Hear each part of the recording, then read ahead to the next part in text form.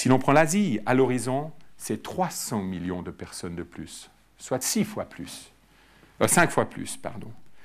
Si on prend par contre un pouvoir d'achat à l'heure d'aujourd'hui de 200 francs suisses par mois, c'est 60 milliards. À un taux technique de 6,4%, ça correspond à un capital de 11 250 milliards qu'il faudrait posséder. Ces pays n'ont pas de régime de retraite comme nous. Ils ont, pour certains, des fonds souverains. Ces fonds souverains sont largement inférieurs à ces 11 250 milliards valeur d'aujourd'hui.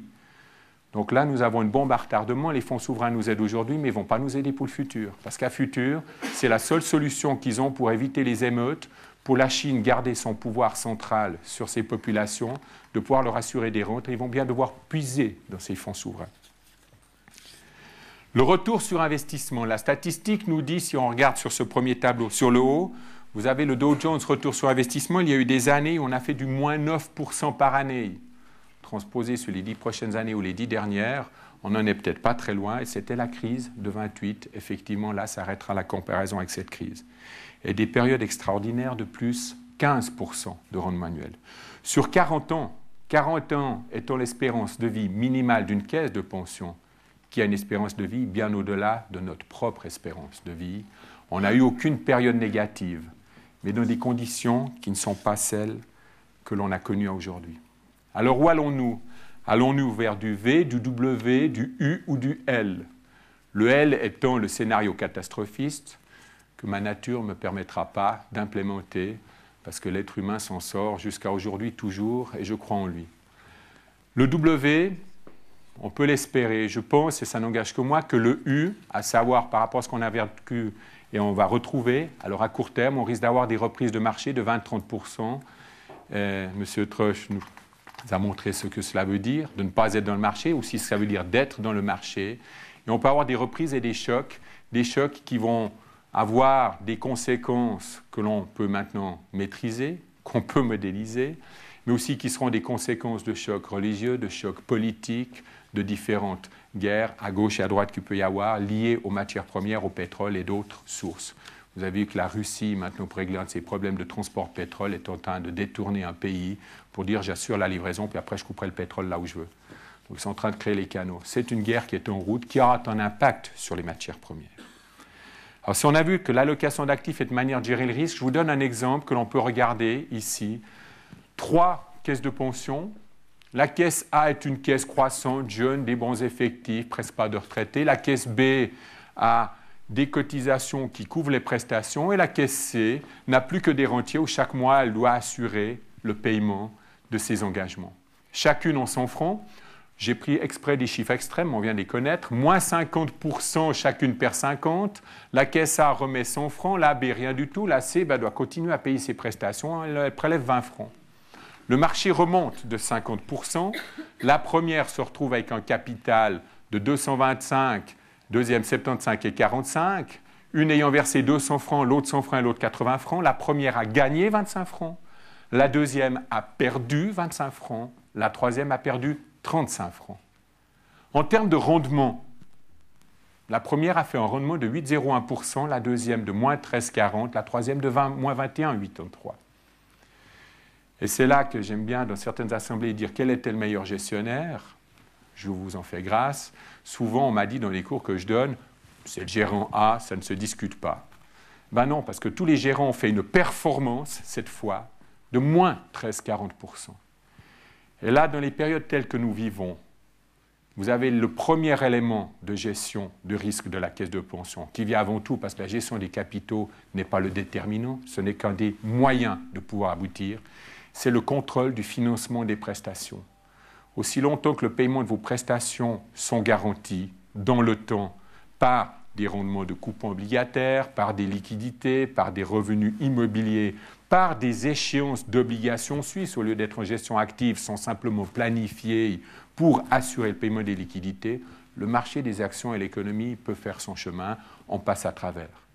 Seule parenthèse, l'espérance de vie de la fondatrice, qui naturellement, elle, si elle vient disparaître immédiatement, on est dans une situation de liquidation. Dès lors, dans la mutation engagée, qu'est-ce que nous avons? L'environnement est un défi extraordinaire. Le problème, soit l'État va nous y pousser, soit nous faisons la démarche d'y aller. La croissance démographique des aînés est un marché aussi très important en termes de loisirs, car si aujourd'hui une activité professionnelle nous consomme en moyenne 12 heures par jour, 5 jours par semaine, plus la moitié du week-end pour récupérer et angoisser de la reprise du lundi, demain, c'est tous les jours qu'on doit s'occuper. Et ceci est à la porte d'entrée. Il y a des opportunités. La santé, je crois que nous en sommes tous conscients. Alors d'aucuns disent que les technologies nous amèneront à une espérance de vie de 150 ans, d'autres disent avec le stress, la situation économique, les évolutions qui semblent se pressentir, nous avons une réduction de l'espérance de vie. Alors comme diraient certains, tout du bonheur pour les caisses de pension, on fait des gains techniques. Mais j'entends, c'est une vision un peu court terme. Stratégie des institutions de prévoyance. Le premier effet, je crois que ceux qui, il y a 10 ans, disaient qu'il faut individualiser la prévoyance, chacun doit choisir sa stratégie de placement, ceux-là, on ne les voit plus, on ne les attend plus. Les caisses de pension, c'est préserver un droit individuel d'un bien commun. Ça reste un bien commun, et ce n'est pas quelque chose acquis à soi-même. Définir des engagements et s'y tenir. Vous pouvez très bien faire un cap qui vous dit « je vais donner du 3, du 4 ou du 5% à mes actifs ». Si j'ai une politique de placement conséquente en face, et que j'ai prévu un 4,5%, je le serre dans le temps, ce 4,5%. Le problème, c'est que quand les marchés sont montés, on a donné plus que le 4,5%. Ça n'est pas un problème en soi si à ce moment-là, je modifie ma politique de placement pour pouvoir donner un excédent. Parce que j'ai consommé du risque, et Philippe l'a bien démontré avant. La diversification des actifs, elle est claire. Il y a eu dislocation en septembre, octobre l'année passée. J'entends, si vous êtes pris dans l'accident où il y a 60 voitures sur l'autoroute, vous êtes la 30e, ce n'est pas que vous êtes un incapable à la conduite ou quoi que ce soit, vous êtes dans un système où vous ne pouvez rien au mauvais moment et pas de chance. Faute à la poisse. Pensez à des revenus économiques et non financiers. Tout notre système économique dans tous les pays est fondé sur le gain en capital et la croissance. Nous l'avons vu, la croissance démographique a été explosive. Elle a tendance à se ralentir en Occident, même en Chine, dans les villes. Les familles ne font plus d'enfants dans les villes. Ils n'ont plus le temps, ou ils n'ont plus les moyens, ils n'ont plus d'espoir pour leur horizon. Ceci crée une mutation énorme. Par contre, on va avoir besoin de rendement pour éviter de décapitaliser à terme et créer une bombe à retardement qu'elle, on ne pourra pas gérer. Mais ceci implique aussi des modifications politiques. Réviser les RPC 26, c'est peut-être un peu provocateur pour les autorités de surveillance. J'ose le dire, le deuxième paquet, nous l'avions écrit dans notre bureau, proposé au nom de l'OFAS à la Commission fédérale de prévoyance. J'ai regretté que les représentants des retraités et des banques les aient refusés. Principaux points de désaccord, c'était la création de la réserve fluctuation de valeur, ils ne voulaient pas de méthode. Le deuxième point, c'était qu'on ne voulait pas que l'immobilier soit valorisé comme des actions, parce que ça n'est pas des actions de l'immobilier. Le troisième point, on voulait que les caisses pensions puissent avoir des obligations suisses à 100 si elles en avaient décidé ainsi, justement pour planifier la couverture des engagements. Les RPC 26, malheureusement, ont inversé, ont créé du court terme au lieu du long terme. Ça serait peut-être une inversion à voir. Alors, quel court terme, quel long terme? J'entends, nous avons un choix très simple.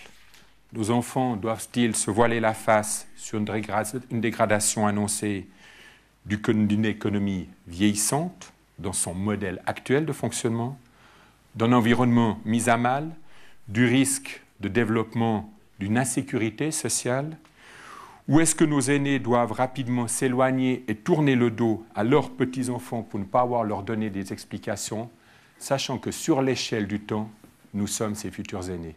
Merci de votre attention.